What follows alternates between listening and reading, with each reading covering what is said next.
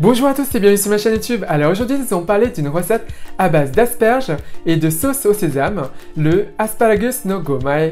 C'est une recette très simple, vous allez voir. Vous pouvez consommer ce plat en tant que tel, comme plat principal, mais je vous recommande plutôt de le consommer comme accompagnement. Par exemple, si vous faites un saumon teriyaki, servez-le à côté avec un riz blanc et une soupe miso et vous allez voir, vous passerez un repas merveilleux. Voilà. Et sinon, pour la recette, c'est tout de suite. Alors, pour cette recette, vous aurez besoin de une botte d'asperges, 3 cuillères à soupe de graines de sésame, une cuillère à soupe et demie de sauce de soja, une cuillère à soupe et demie de sucre, une demi-cuillère à café de saké et une demi-cuillère à café de méline. Donc tout d'abord, nous allons cuire nos asperges. Donc prenez une casserole et mettez-y de l'eau. On ajoute du sel et on porte le feu à feu fort. Maintenant que l'eau bout, on plonge nos asperges et on va les laisser cuire pendant 6 à 7 minutes. Concernant les asperges, il vous faut couper la base et les éplucher. Sinon, vous pouvez toujours utiliser des asperges surgelées, ça fera très bien l'affaire. Au bout des 6 à 7 minutes, on les sort, on les égoutte,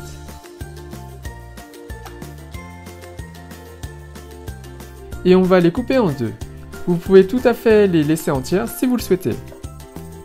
Maintenant, concernant la sauce au sésame, versez les graines de sésame dans une poêle chaude et on va les faire dorer pour dégager les arômes et les griller légèrement.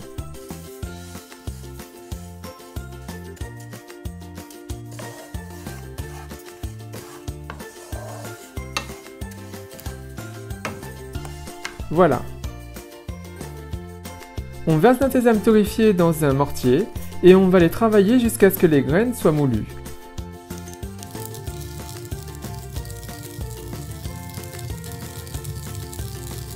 On mélange bien et on récupère bien les graines de sésame sur les côtés. Et cette étape va vous prendre à peu près 5 bonnes minutes.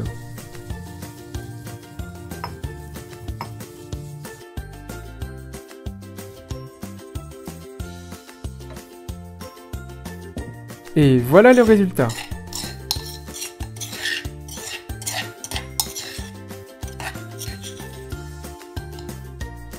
Voilà.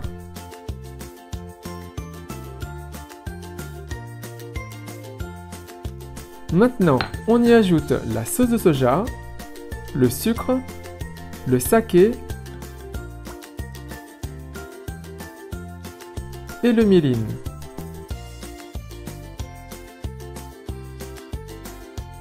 Et on mélange le tout jusqu'à l'obtention de la pâte de sésame.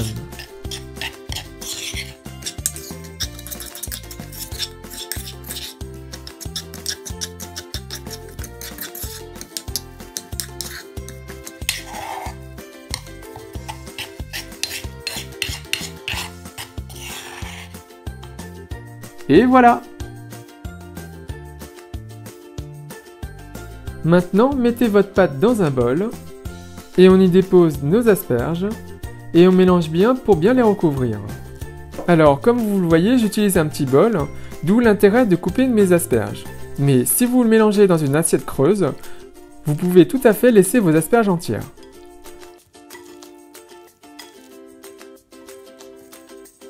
On mélange bien.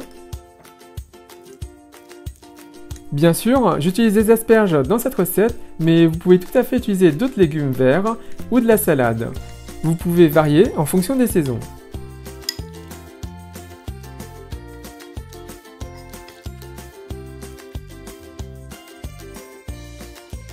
Et voilà!